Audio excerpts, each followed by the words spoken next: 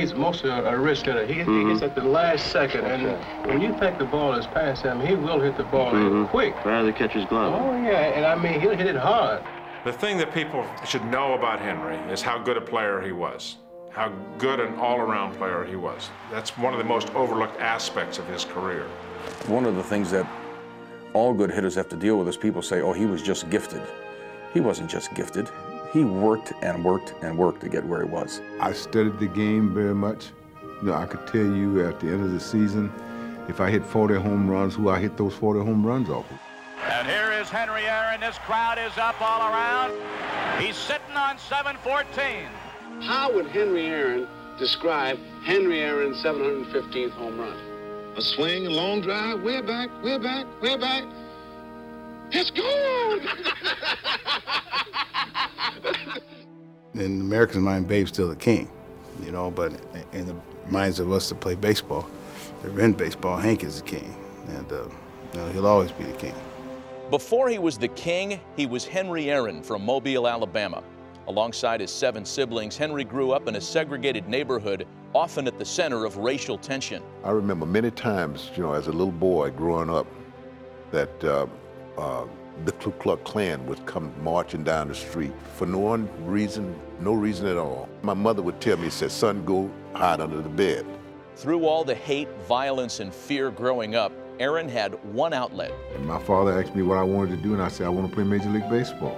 My father knew good and well that if things stayed the way that they were, there was never going to be an opportunity.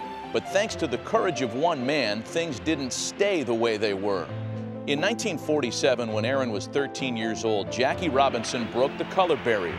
A year later, Aaron told his father he'd be in the big leagues before he retired, a prophecy he would eventually fulfill.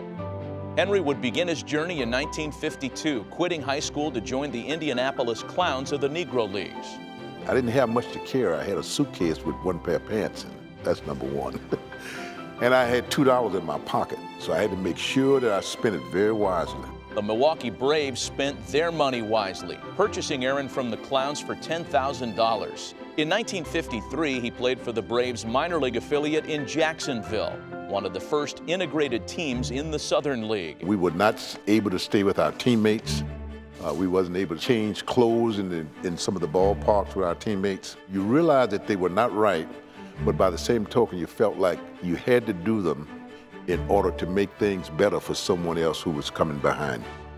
The backdrop of social injustice did not deter Aaron from excelling on the field. He won the league MVP award, earning him an invite to Braves spring training the following year. That spring, all Hank wanted was a fair shot. Just given the chance to do the same thing that they were afforded the freedom to do, then if I fail, then you can let me go, but just give me the opportunity. Aaron was given that opportunity on March 14th when he cracked the starting lineup after outfielder Bobby Thompson broke his ankle the previous day. Charlie Grimm went into the dugout and saw Henry, but he didn't call him Henry. He just said, hey, you're in right field. He got up there in St. Petersburg and he hit a home run, first time at bats. Now, what do you think he did the second time? Another home run. It was a break, no question about it. You know, I was in the right place at the right time. After that break, Aaron never looked back. He was selected to the All-Star game in 1955 and 56 and followed those campaigns with one of the most prolific seasons in his 23-year career. What are you hoping for in 1957? I hope I can gain the National League Batting Championship, and I also hope that I can hit 30 or more home runs and drive in 100 or more runs. Hank exceeded his own expectations in 57, batting .322 while hammering 44 home runs and driving in 132, en route to winning the MVP award. That was the year I honestly believed that he would have hit 400. He was getting at least 2 hits in almost every game. One hit that season Aaron would never forget would come on September 23rd in the 11th inning of a tie game with the Cardinals with a chance to clinch the pennant.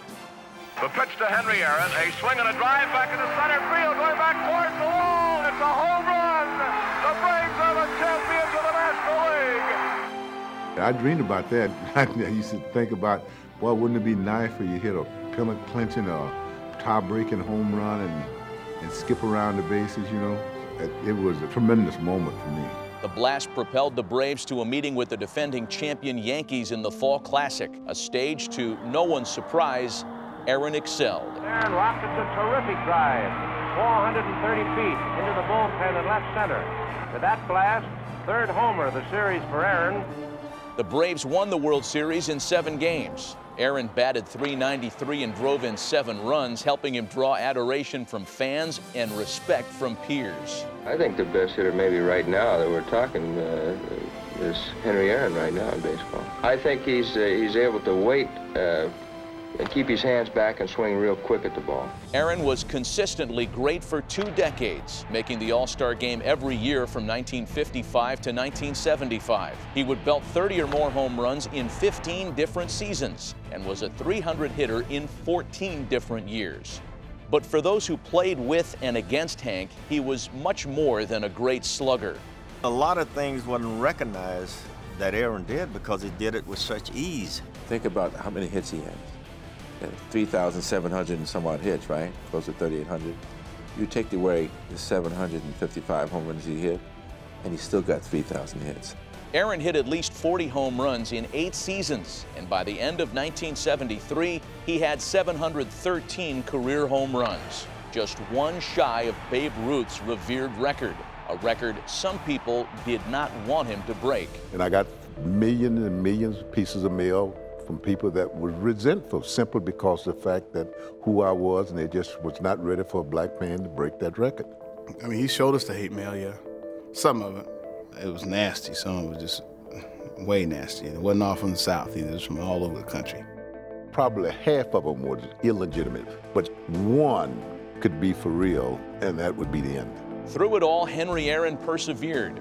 His pursuit of baseball's most cherished record continued, and on opening day of 1974, he took his place alongside Babe Ruth. 3-1 pitch. There's a drive into left field. That ball is going, and out of here. Henry Aaron has just tied Babe Ruth in the all-time home run parade. The record they said that couldn't be reached has just been reached by Henry Aaron. 4 days later, Aaron and the Braves headed home to Atlanta. Hit it for me, Hank. Hit it my way. On April 8, 1974, the Braves hosted the Dodgers in the first home game of the season, with Aaron 1 swing away from surpassing the Sultan of Swat. Someone told me later on, said it was cold. I didn't feel a thing. They said it was drizzling. I didn't feel a thing. Hank told me, you know, that what he was going to do. He said, I'm tired of this. I'm going to get this over with right now. Here's the pitch by Downing. Swinging. There's a drive into left center field. That ball is going to be out of here. It's gone. It's 7:15. There's a new home run champion of all time, and it's Henry Aaron.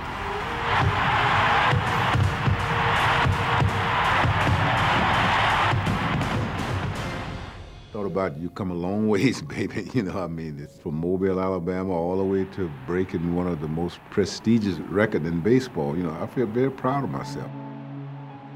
I don't know how my mother ever got out of the stand, but I guess she was bent on being out there, you know, which was fine with me, but she gave me the biggest, tightest hug I ever had in my life. I don't know how I got loose. He had tears on his cheek and tears in his eyes, and I remember being stunned. I said, Henry Aaron is crying.